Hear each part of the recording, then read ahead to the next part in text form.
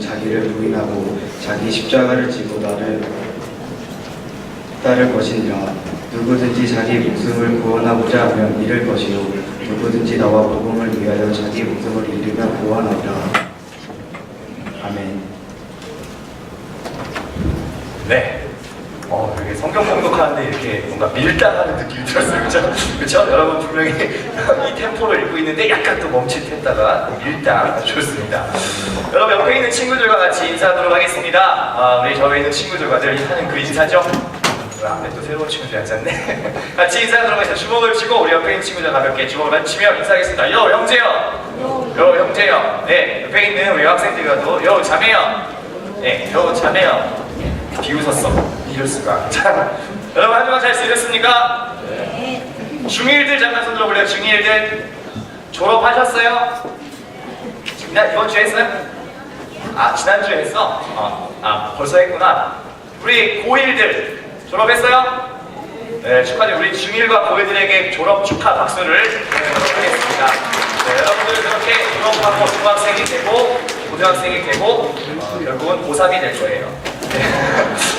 축복합니다.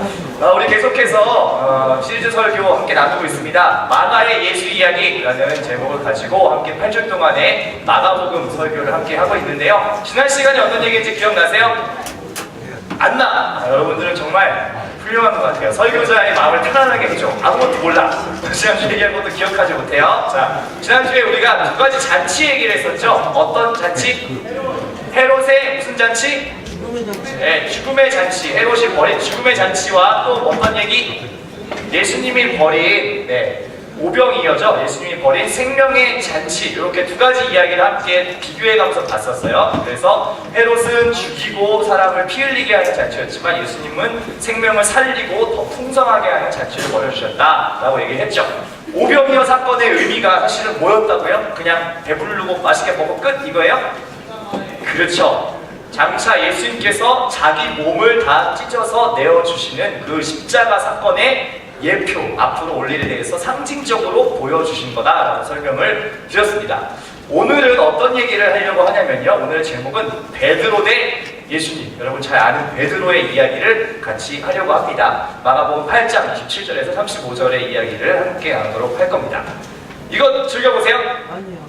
네, 즐겨보세요? 본 적이 있다 한 번이라도. 많이들 보셨군요. 이게 무슨 프로그램인지 아세요? 네, 안 보신 분들을 위해 잠깐 설명드리면 가수들 혹은 노래를 잘하는 이 연예인들이 나오는데 복면을 쓰고 나와요. 복면. 다 복면을 쓰고 나와서 처음에 나와서 노래를 부르는데 누군지 알 수 없어요. 네, 가면을 쓰고 있기 때문에 목소리는 자기 목소리인데 얼굴이 누군지 안 나와요. 그래서 이 사람이 노래를 부르는 걸 듣고 누군지 맞추는 겁니다. 그래서 이렇게 패널들과 남성객들이 저 사람 누구지 이렇게 맞춰가지고 둘 중에 한 명을 탈락시키고 근데 마지막에 이렇게 남는 사람을 선발하는 뭐 그런 건데, 혹시 이 프로그램을 보면서 내가 복면을 쓰고 있을 때 맞춰봤다는 사람 있어요? 혹시? 복면을 쓰고 있는데 나는 듣고 맞췄다. 목소리만 듣고 맞췄다. 누구? 네? 육성재. 어떻게 그 어려운 걸 맞췄을까? 또 누구? 맞춰본, 세연이 누가? 누구? K-윌. 듣고 귀로만 듣고. 누구? 누구? 솔라가 누구예요? 갑자기. 미안해. 마마는 잘 몰라서 솔라. 그렇구나. 미안해요, 갑자기. 미니 누구? 거미. 듣고 맞췄어요. 저는 이걸 보면서 한 번도 못 맞추겠더라고요. 진짜.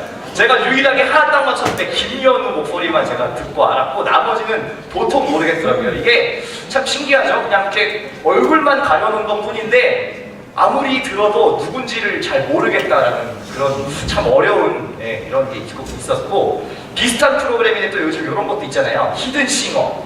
요것도 즐겨보세요. 네, 요거는 뭐냐, 여기 앞에 있는 친구들은 다 즐겨보네. TV 좀 그만 보세요. 네. 히든싱어라는 프로그램인데 요것도 비슷한 컨셉이에요. 저 뒤에 방들이 있잖아요. 저 방에 진짜 가수가 한 명 있고 나머지는 다 모창하는 사람들이에요. 그러니까 이 가수의 목소리만 비슷한 사람들. 근데 요 뒤에 숨어가지고 노래를 한 소절씩 불러요. 그리고서 누가 진짜 원곡 가수냐 요거를 이렇게 맞추는 거예요. 그런데 이 프로그램이 웃긴 게 뭐냐면 모창 능력자들이 노래를 엄청 잘해요. 진짜 그냥 들으면 진짜 가수가 누군지 이게 모창 가수인지 막 헷갈려요. 그래서 보다가 보니까 이런 일도 있어요. 원곡 가수가 탈락하는 경우. 네, 자기가 원곡 가수예요. 내가 내 노래인데 불렀는데 떨어졌어. 다른 사람들이 이거 진짜 같은 거 떨어지는 그런 일이 있었는데 그 분이 바로 이분이에요. 네, 노래를 곧 잘하시는 분인데 떨어졌어. 사람들이 지목했어요. 이 사람은 모창 가수야. 그러고서 떨어뜨렸는데 알고 보니 조성모였어요. 이런 일들도 벌어지고요. 요즘 계속해서 이런 비슷한 컨셉의 프로그램들이 많아서 저도 즐겨보는데 요것도 아세요? 뭔지? 슈가맨? 뭔지 아세요? 네, 이건 뭐냐면 옛날이라고 좀 그래요. 한 90년대 이렇게 좀 시간이 지난 가수들을 모셔서 이 노래를 같이 듣는 거예요. 그런데 방청객이 10대부터 40대까지 50대까지 이렇게 있어요. 100명이 있는데 이 노래를 딱 듣고 이 노래가 무슨 노래인지 알면 이렇게 불을 띵띵띵 켜는 거예요. 그래갖고 그 아주 좀 추억의 옛 노래를 가져와서 다시 요즘 노래처럼 이렇게 또 새롭게 편곡하고 뭐 이런 건데 굉장히 재밌더라고요. 왜 제가 재밌었냐면 제가 아는 노래가 너무 많이 나와가지고 행복했어요. 네, 그래서 그 약간 추억의 가수들 막 나오는데 그럼 거꾸로 물어볼게요. 여러분들은 이 프로를 보면서 혹시 그 원곡 노래가 나올 때 그 노래가 뭔지 아세요? 아, 저 누구야? 나이를 속이는 사람 김범준이야? 어쩐지 수상했어요. 옛날부터 생김 때부터. 어? 대부분 10대들은 이 원곡 노래 옛날 게 나오면 잘 못 눌러요. 뭔지 몰라가지고. 그래서 제가 여러분들하고도 한번 해보고 싶은 거 하나 갖고 왔는데 자, 제가 옛날 노래 하나 들려드릴게요. 이거는 제가 여러분 나이 때 들었던 노래예요. 근데 이 노래를 알면 번쩍 손 들고 대답을 하시면 돼요. 뭐 우리 불 이런 건 없으니까. 근데 선생님들은 다 아셔요. 들으시면 아시는 선생님들은 말씀하지 마세요. 가르치지 마시고 학생들 중에 이 노래가 뭔지 맞출 수 있는 친구들이 있다면 제가 찾아가서 선물을 드리도록 할게요. 노래 한번 들어볼까요? 이게 91년도에 엄청나게 인기를 끌었던 노래인데 여러분들은 뭐 세포로 존재하고 있던 시절의 노래죠. 네. 한번 음악 좀 올려주실래요? 지금 음악이 나오고 있거나 아니면 한번 눌러주시면 발라드야. 발라드다. 아름다운 발라드. 잘 들어보세요. 알면 막 손들어. 맞죠? 우리 감미로운 선율. 네? 우리 선생님들도 잘 모르시겠다는 표정 지금. 자, 알면 선생님들 손들으시면 안 되고 발라드, 아름다운 발라드.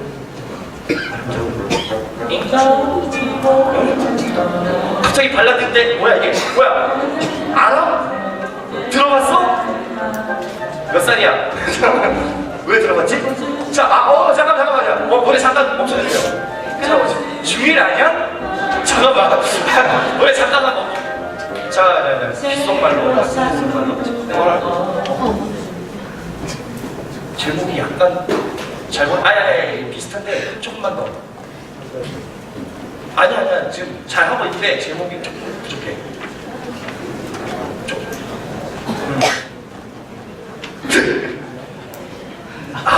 아쉽네요. 뭔지는 아는 것 같은데 제목이 지금 부정확해. 계속 들어봅시다. 계속 들어봐요. 아는 친구. 아는 사람 손 들어보면 있을 텐데. 잠깐만. 왜 이렇게 중2 아니야? 중3? 중3이 어떻게 알지? 자, 제목은 어떻게 알아? 정답인데 일단 정답 박수 주세요. 어떻게 알지? 어떻게 알아? 나도 모르겠는데. 어떻게 알냐고! 나이를 속이는 건 아니지? 어떻게 알고 있어요, 노래를? 유튜브에서 봤어? 어떻게 봤지?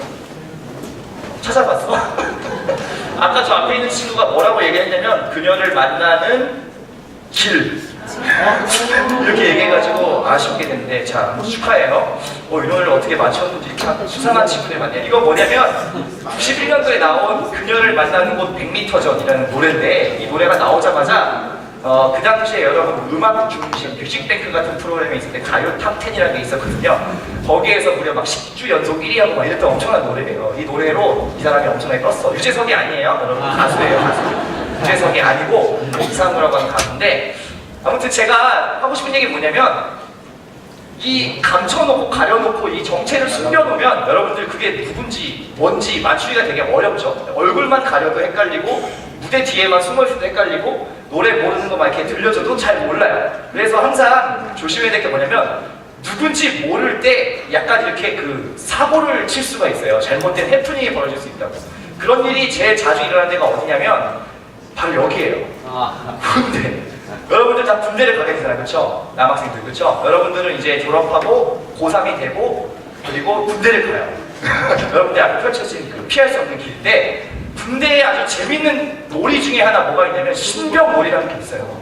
이게 아주 재밌는 놀이인데 뭐냐면 부대에 신병이 오잖아. 이등병. 이제 갓 이등병이 돼서 훈련 마치고 막 바짝 얼어가지고 온단 말이에요. 이렇게 덜덜덜 떨면서 딱 와. 그러면 그 중에 병장 있죠? 계급이 제일 높은 병장이 뭘 하느냐?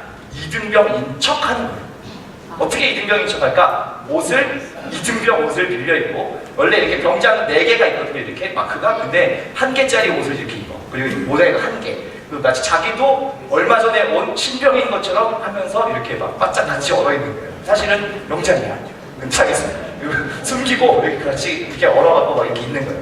그럼 신병이 딱 오잖아요. 그럼 이제 병장들이, 고참들이 막 이제 신나요. 아, 이 지루한 군 생활, 너 이제 심심한데 잘 됐다. 희생양을 삼는데 어떤 식으로 하느냐? 이 병장, 지금 보세요. 요 병장이 지금 이등병 모자를 쓰고 있죠. 왼쪽에 있는 분이 병장이야, 사실은.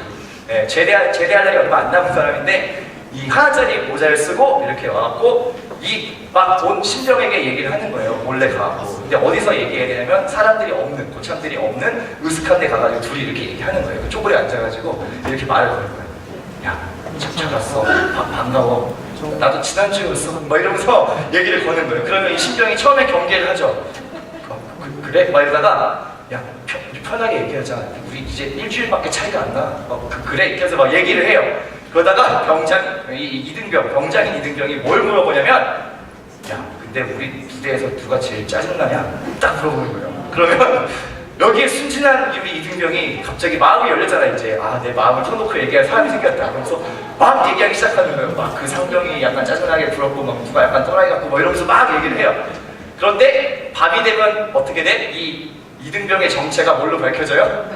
밤이 됐는데 딱 들어갔더니 뭘 쓰고 있어?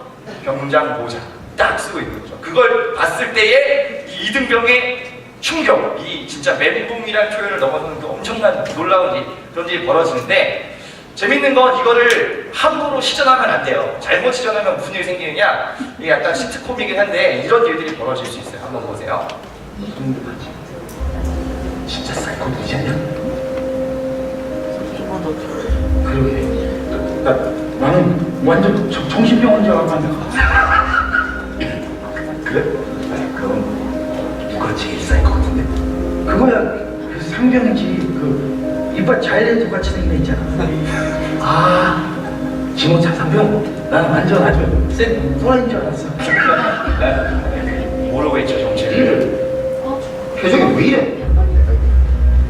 설마 신병놀이 한 거야? 너냐? 병장 김재호 그런 거야? 병장?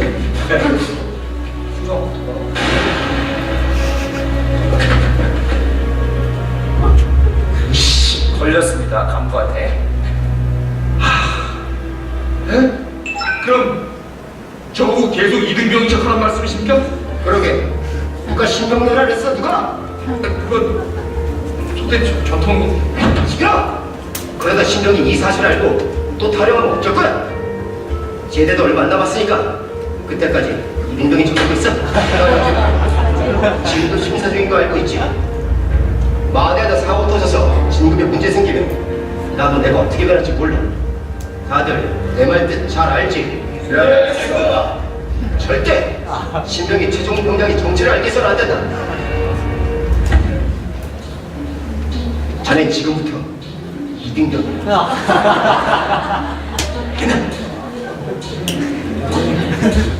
그럼 제가 더 높은 겁니까? 진짜 말로는 이등병이라니, 제대로 고민된 다 신병이라니, 이런 진짜. 그렇게 말하면 지강장은 좋지. 같이 걸레 신병 신세가 되고 말았다. 야, 천주야, 이병 저 움직이도 걸레 그거 언제 빤 거야? 빨리 빨아와. 이 알겠습니다. 야 신병 가서 걸레 빨아. 이병 신병 다 예 알겠습니다.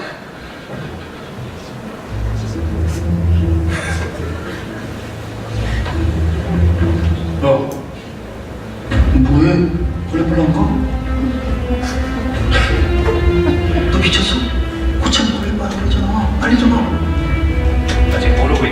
입장인가요? 걸레?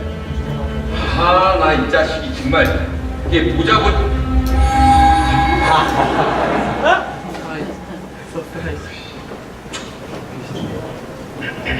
이병 최종훈 걸레 빨아고 있습니다. 그래, 갔다 와.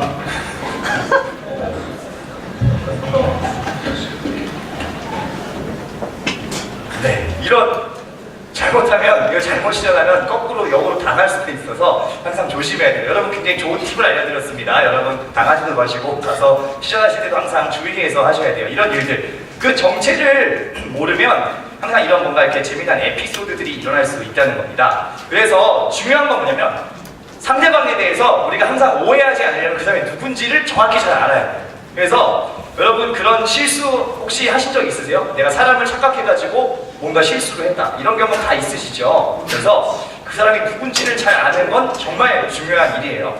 오늘 같이 나눌 이야기도 그 베드로가 뭔가를 오해해서 잘못 생긴 하나의 어떤 해프닝인데, 이 이야기를 좀 같이 해보도록 할게요.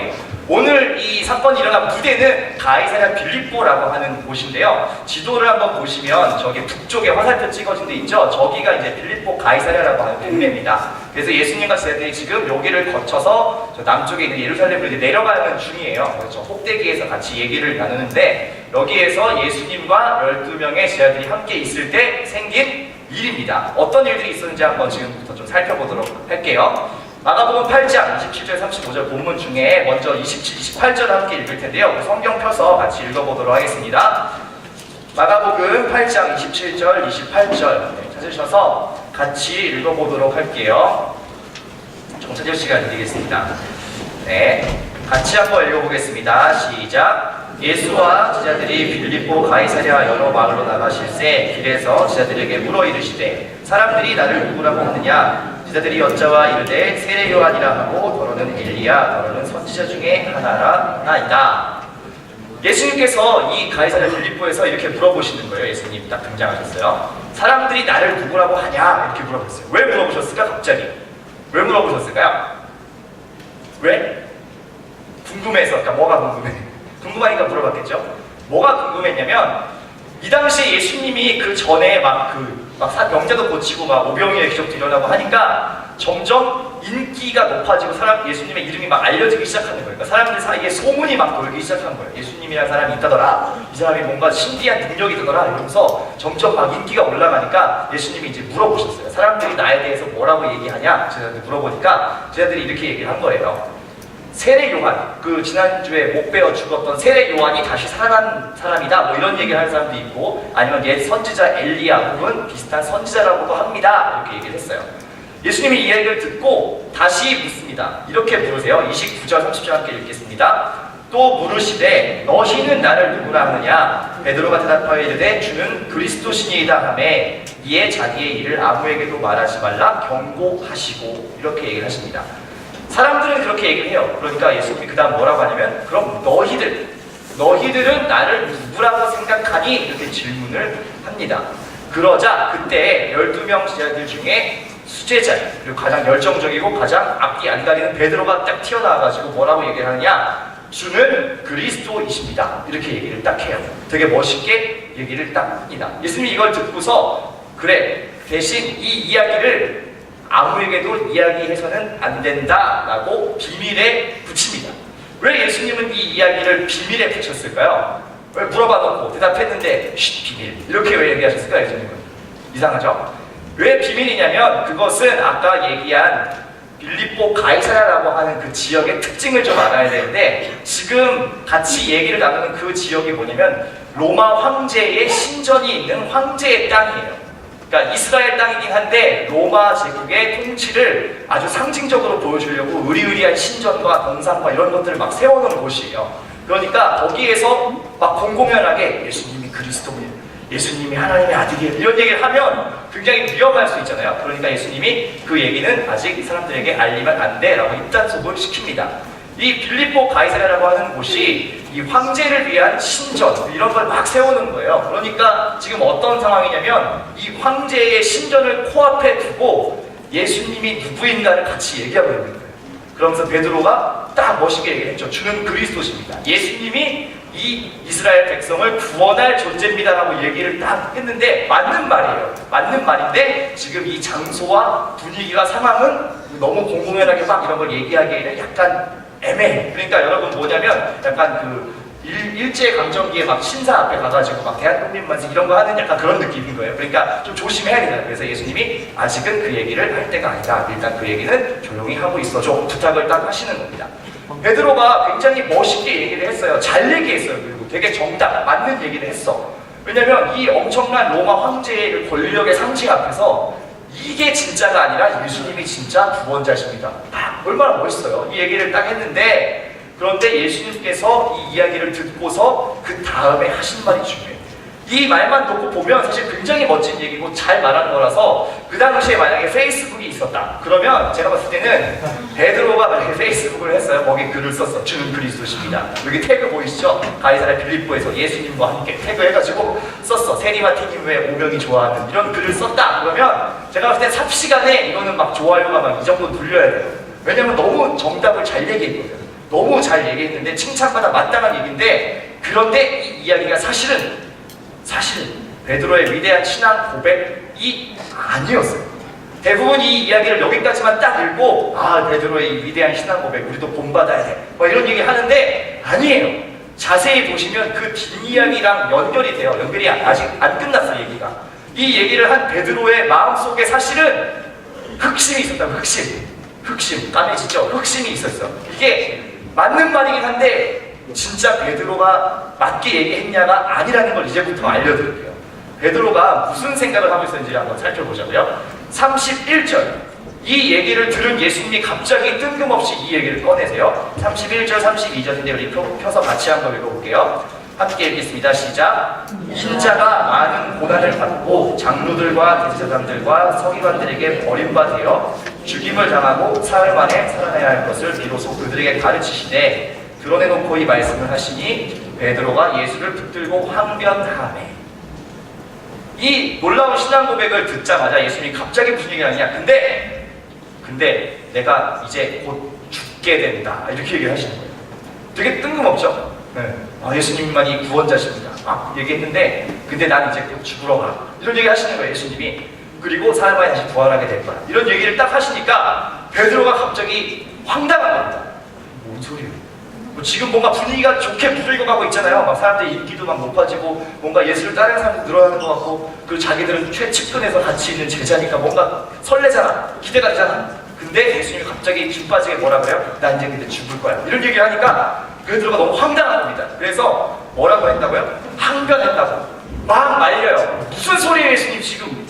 지금 분위기 완전 좋은데 뭐 갑자기 죽는다니 이게 무슨 소리세요? 막 항변을 합니다. 왜 베드로가 그랬냐면 베드로의 머릿속에 이게 있었어요. 이게 지금 생각뿐만 아니라 뭐가 있어요?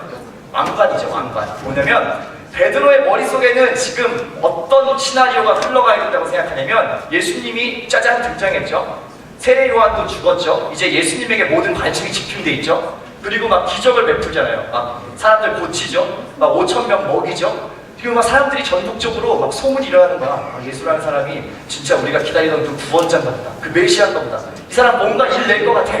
이런 기대가 막 높아지고 있는 거예요. 그러니까 베드로도 머릿속에 예수님 이제 이 로마의 모든 통치를 이기고 진짜 왕이 되겠구나. 진짜 이스라엘의 왕이 되겠구나. 지금까지 우리는 막 정복당해가지고 막 힘들게 사는데 우리를 다 구원해 주겠구나. 이 사람이.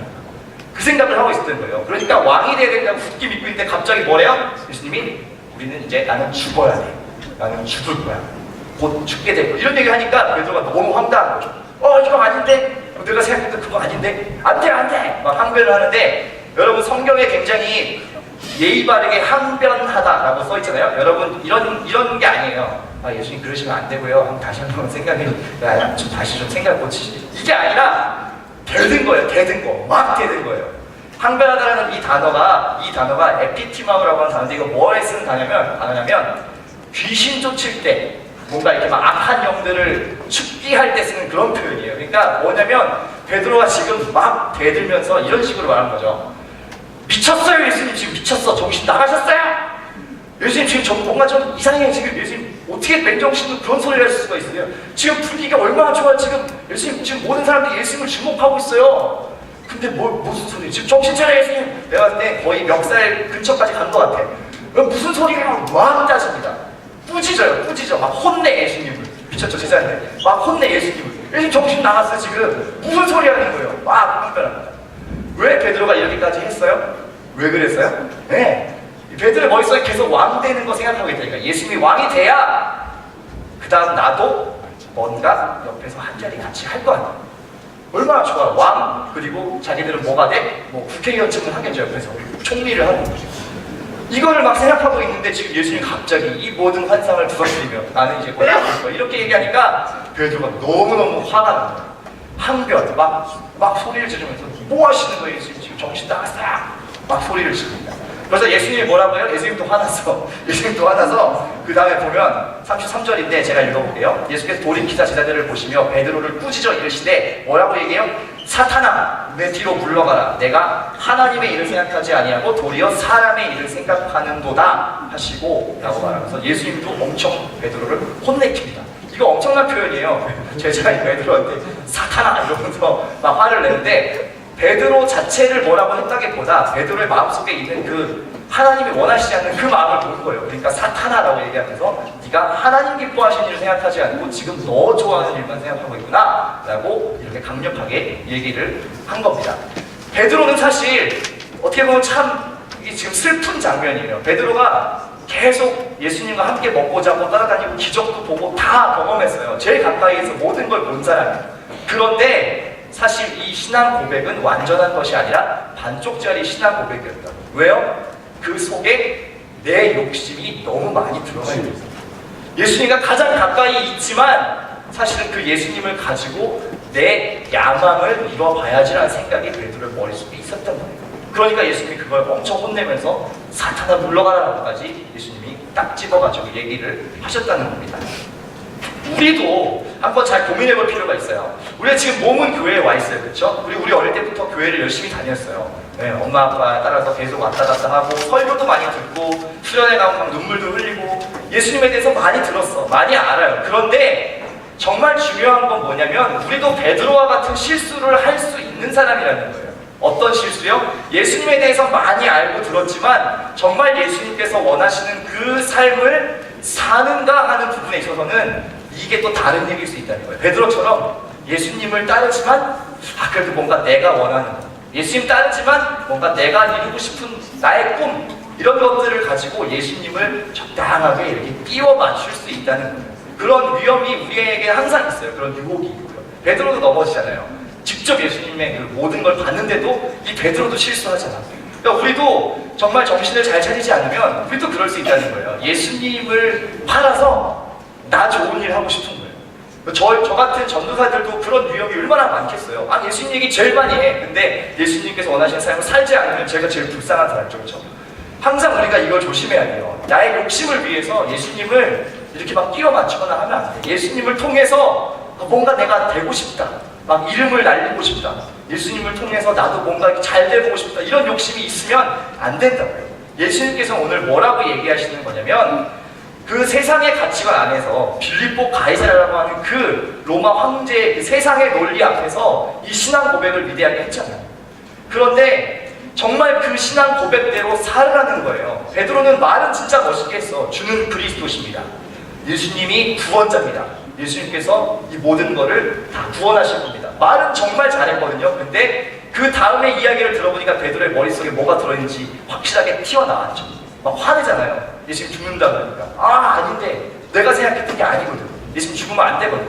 바로 왕 돼가지고 나도 같이 뭔가 옆에서 이렇게 해야 되는데 예수님 죽으신다 그러니까 막 화가 나잖아요. 이게 베드로의 속마음에 감춰져 있던 이 욕심이었던 거예요.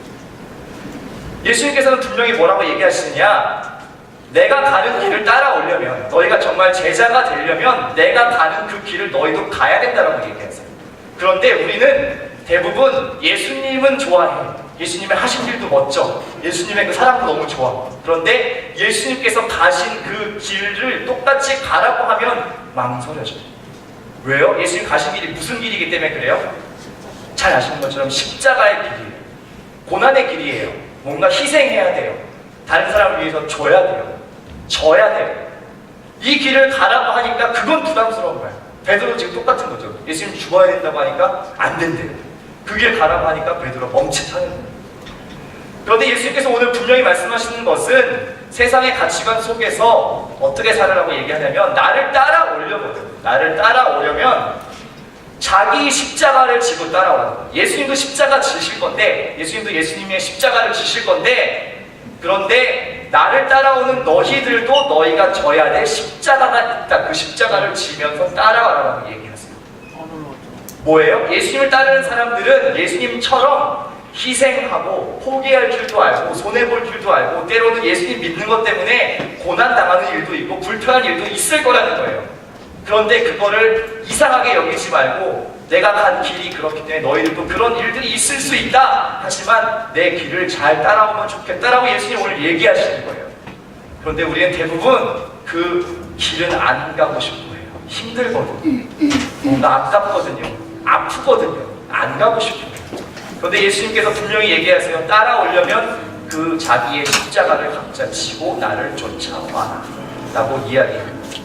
그러면서 마지막에 이렇게 얘기하십니다. 35절인데요. 우리 함께 읽어보도록 하겠습니다. 마가복음 8장 35절 같이 읽겠습니다. 누구든지 자기 목숨을 구원하고자 하면 잃을 것이요 누구든지 나와 복음을 위하여 자기 목숨을 잃으면 구원하리라. 예수님께서 어떻게 얘기하시느냐, 자기 목숨을 살리기 위해서, 그러니까 나의 욕심만을 위해서 사는 사람들은 결국 망하게 될 거다라고 얘기해요. 그런데 반대로 나와 예수님과 그 복음을 위해서 사는 사람은, 그것을 위해서 죽는 사람은 내가 그 사람을 살리고 그 사람에게 생명이 있게 하겠다라고 예수님 얘기하십니다. 참 이상한 논리죠. 예수님의 방식이에요. 그게 여러분. 살려고 하면 죽는 거예요. 내가 살고 싶고 내가 살고자 하고 내가 높아지고자 하면 망하게 되는 거예요. 그건 세상의 방식이에요. 그런데 살리려고 하고 낮아지려고 하고 나눠주려고 하고 십자가의 길 가려고 하면 어떻게 하신다고? 예수님이 여러분을 높여주신다. 예수님이 여러분들을 살려주신다. 여러분 많은 고민들을 하면서 살고 있는 시대예요. 그렇죠? 어떻게 이 세상 속에 살아갈까? 나는 무슨 직업을 가질까? 나는 무슨 일을 할까? 이 세상 속에서 뭐가 될까? 많이 고민하실 거예요. 그런데 무엇이 될까? 무슨 직장을 가질까? 무슨 대학을 갈까? 무슨 전공을 고를까? 이런 이야기, 이런 고민들 전에 먼저 고민하셨으면 좋겠는 게 있어요. 바로 이거예요. 내 하는 일들이, 내 꿈들이, 내가 바라는 것들이 그냥 나의 욕심을 위한 것은 아닐까? 그냥 나 혼자 잘 먹고 잘 살기 위한 꿈은 아닐까? 그것을 여러분들이 고민하시면 좋겠어요. 예수님께서 말씀하시잖아요. 자기 십자가를 지고 나를 따라와. 그리고 나와 복음을 위해서 자기 목숨을 내놓는 사람은 그 사람을 살리겠다라고 예수님께서 약속하시잖아요. 여러분들의 하는 그 모든 일들은 그냥 여러분들을 위한 꿈이 되면 안 돼요. 그냥 그걸로 끝나면 안 돼요. 여러분들이 하는 모든 일들을 통해서 살아나는 사람이 있어야 돼요. 도움받는 사람이 있어야 돼요. 누군가 예수님의 사랑을 알게 되는 사람들이 있어야 돼요. 그것이 하나님께서 기뻐하시는 일이에요. 여러분들을 통해서 하고 싶어 하시는 일이세요. 여러분 오늘 예수님의 길을 따른다는 거 왜 같이 생각했어요? 그리고 이 베드로의 고백을 통해서 베드로가 예수님에 대해서 다 알지 못했구나. 예수님이 진짜 뭘 원하시는지 아직 다 알고 있지 못하구나라는 걸 우리가 깨달았어요. 우리도 그런 실수에 빠지지 맙시다. 예수님은 잘 안다고 하지만 정말 원하시는 그것을 못하겠다 하는 그 마음이 우리에게 있지 않은지 한번 생각해 보시면 좋겠습니다. 예수님의 길을 따른다는 건 어려운 길 가는 거예요. 때로는 힘든 일도 있는 거예요. 때로는 예수님 믿는 것 때문에 속상한 일도 있는 거예요. 때로는 예수님 믿는 것 때문에 손해볼 때도 있는 거예요. 때로는 예수님 믿는 것 때문에 손가락질 당할 일도 있는 거예요. 하지만 이 모든 것들이 의미 없는 게 아니라 예수님께서 그걸 다 기억하시고 여러분들의 삶을 높여주시고 선하게 이끌어주시고 그건 예수님이 하신 약속이에요. 우리가 이 약속을 붙들고 그렇게 살아갈 수 있으면 좋겠어요. 그리고 무엇보다 다른 사람의 구원을 위해서 여러분들의 삶이 내어줄 수 있는 삶이 되면 참 좋겠습니다. 그래서 여러분들 한 사람 한 사람을 통해서 더 많은 사람들이 예수님을 알게 되면 좋겠어요. 여러분들의 모습을 통해서 더 많은 사람들이 예수님의 사랑을 알게 되면 좋겠어요. 이 자리에 있는 많은 사람들이 정말 그렇게 하실 수 있기를, 우리의 생명을 들여서 더 많은 생명을 얻는 그러한 사람들이 되기를 간절히 바라고 소망합니다. 우리 이 시간에 같이 찬양할 텐데 미랄이라고 하는 찬양입니다. 우리의 삶을 통해서 더 많은 생명을 풍성하게 얻을 수 있게 해주십시오. 우리 그 마음으로 함께 이 시간 찬양하면 좋겠습니다. 우리 가사를 보시면서 같이 찬양하겠습니다. 세상을 구원하기 위해 함께 찬양합시다. 세상을 구원하기 위해 흘려야 할 피가 필요하다면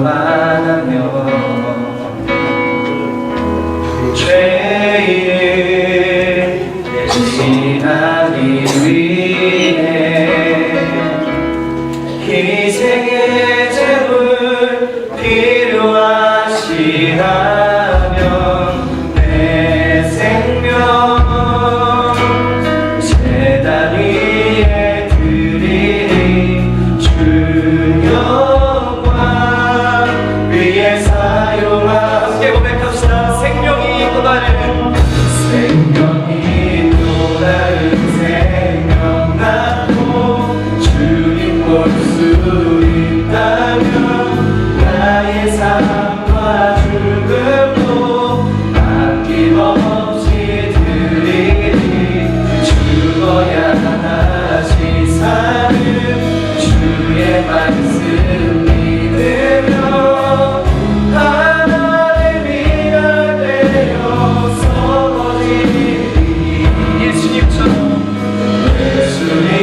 예수님처럼 다시 한번 고백합시다. 생명이 또 다른 생명 낳고 생명이 또 다른 생명 낳고 주님 볼 수 있다면 나의 삶과 죽음도 아낌없이 드리리 죽어야 하시 사는 주의 말씀 믿으며 하나님이라 되어서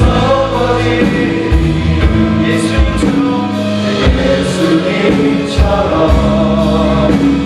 살아가게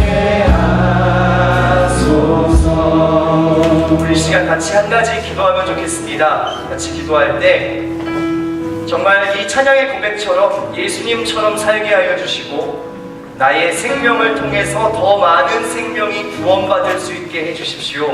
베드로처럼 예수님에 대해서 오해하고 내 욕심대로 살겠다는 것이 아니라 정말 하나님 기뻐하시는 그 생명 살리는 일을 위해서 내 삶을 받아주십시오. 우리 이 시간 이 기도 제목으로 같이 우리 입을 열어서 동성으로 기도하겠습니다.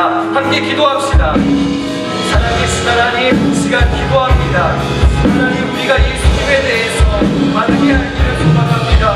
말로만 지식으로만 하는 것이 아니라 정말 그 예수님 기뻐하시는 게 무엇인지 알게 하여 주시고 하나님 거기에 살 수 있게 하여 주시고 하나님 우리의 삶을 통하여서 정말 생명이 사는 놀라운 역사가 일어나게 하여 주시옵소서.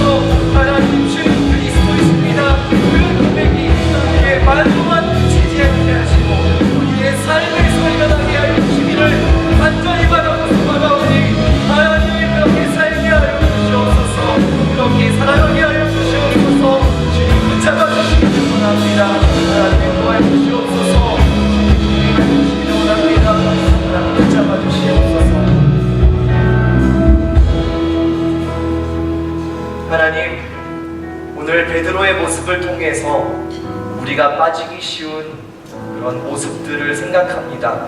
예수님에 대해서 잘 안다고 말하지만 우리의 말로는 잘 설명할 수 있지만 우리의 삶의 모습이 정말 그렇지 못할 때도 있었습니다. 우리의 욕심이 아직도 많이 살아있어서 예수님은 그냥 나에게 좋은 일 하는 도구, 그냥 나의 삶의 하나의 부분 정도로 생각하며 살았던 모습이 있었습니다. 예수님 다시 한번 기도하는 것은 우리의 모든 삶이 정말 예수님께서 기뻐하시는 일 되게 하시고 우리의 삶을 통해서 많은 생명들이 다시 한번 주님께 돌아오는 그러한 삶이 될 수 있도록 우리를 축복하여 주시옵소서. 감사를 드립니다. 살아계신 예수님의 이름으로 기도합니다. 아멘. 우리 자리에서 일어나